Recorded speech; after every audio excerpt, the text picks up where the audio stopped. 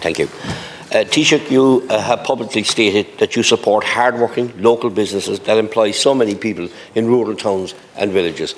Airbnb hosts also fall into the category of hard-working local businesses. They form the bedrock of visitor accommodation in rural and coastal areas throughout the island. For example, their contribution to the success of the Wide Atlantic Way, now in its 10th year, is beyond question. The extra footfall and spin generated by their guests is essential to the survival of local businesses and their employees.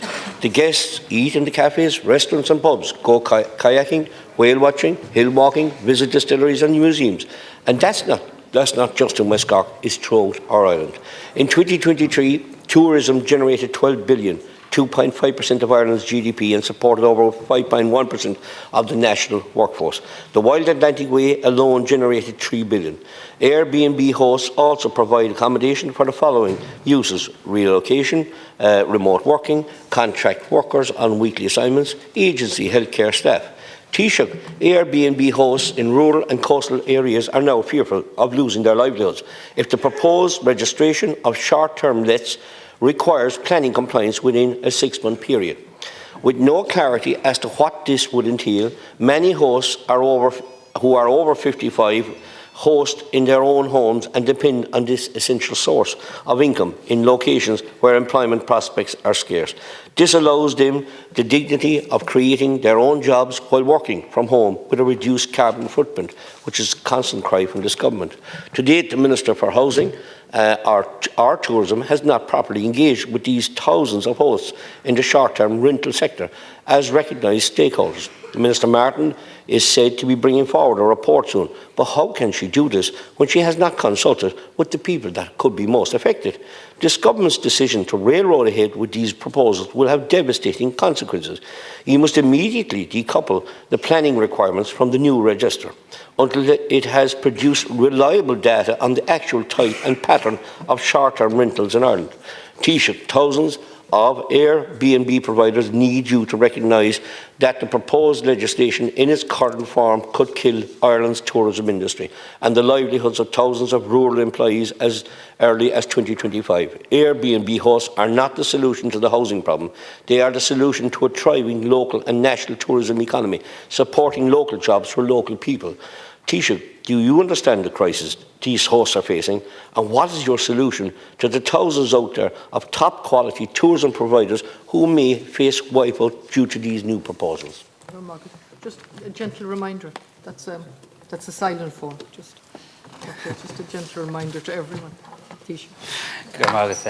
Well, look, thanks Deputy Collins for raising this issue. I certainly understand the challenges being faced by the tourism sector, and this government does too, and small businesses and medium businesses. That's why we've taken a number of measures in recent weeks to further support them, whether that's the doubling of the cost of business grant for people in the hospitality sector and in the retail sector, whether it's the expanded energy efficiency grant, whether it's engaging with them on issues like the cost of business and some of the matters I would have referred to when I was talking to Deputy Batchick earlier in this House too.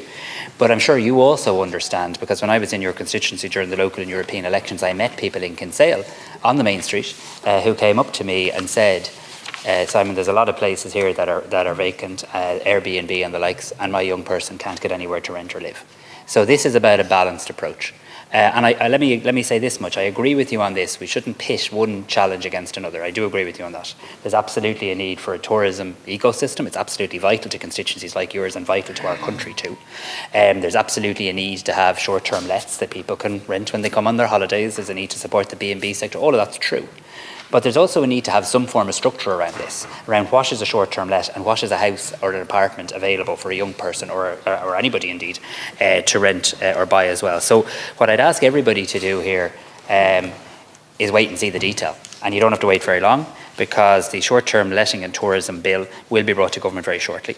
We're absolutely fully aware of the sectoral concerns around the impact on rural tourism. I say that seriously and sincerely, and those concerns will be assessed and considered by government.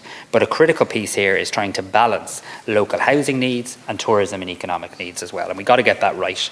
So what the proposed bill is intending to do is to provide a statutory basis for the establishment of a register for short-term lets in Ireland, and indeed implementing the EU short-term rental regulation, which was adopted by the European Union on the 11th of April of this year as well. So we intend to approve the bill shortly, publish it, and then draft it as well. I am aware of the letter that's been co-signed. I think I received it today, or I certainly saw it today, from a number of tourism and hospitality sectoral organisations, including the Irish Tourism Industry Federation, the Irish Self-Catering Federation, the Vintners Federation of Ireland, the Restaurants Association of Ireland, the Association of Visitor Experiences and Attractions, and Ireland's Association of Adventure Tourism.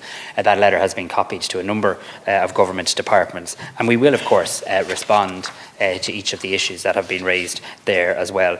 But this is about trying to put a regulatory structure in place. What's a short-term let?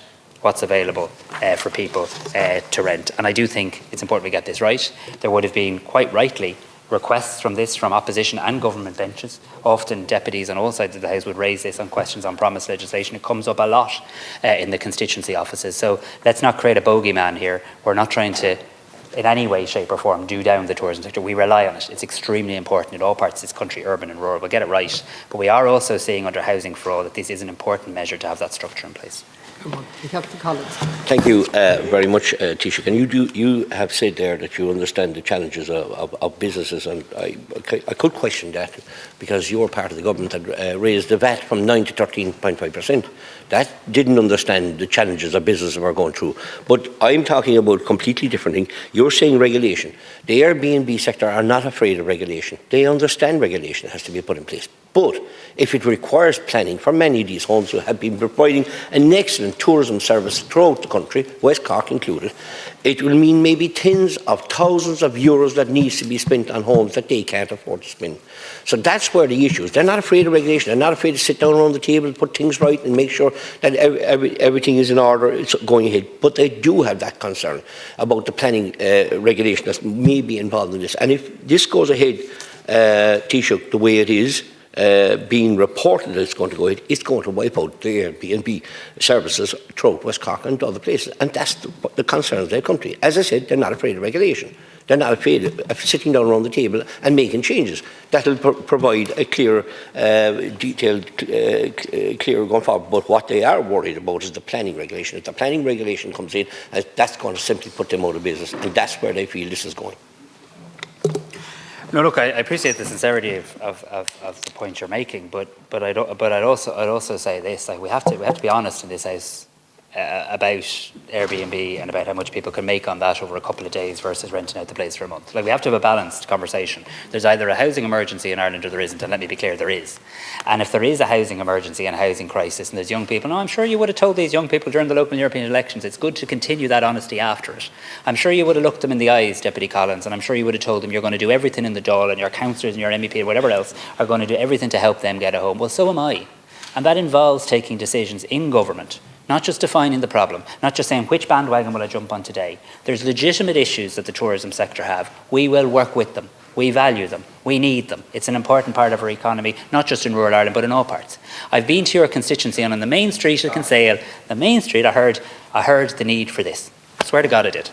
And I remember the mother who spoke to me on that street. And this government's not going to let her and her kids down. Okay, we're not going to let her and her kids down.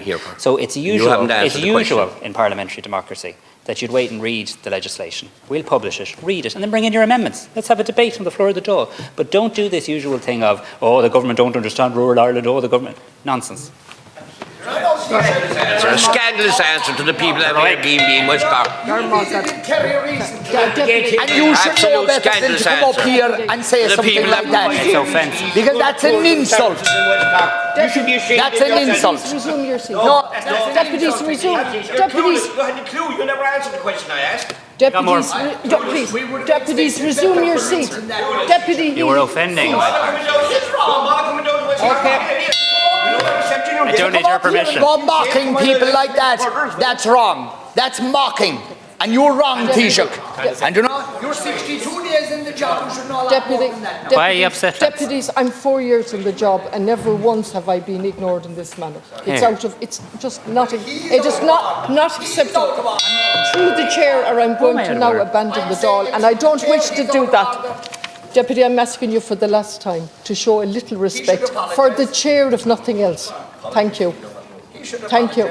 It's Deputy Collins' question. It's now finished. And I'm going to move on with promised legislation. Thank you. And I'd ask for your cooperation.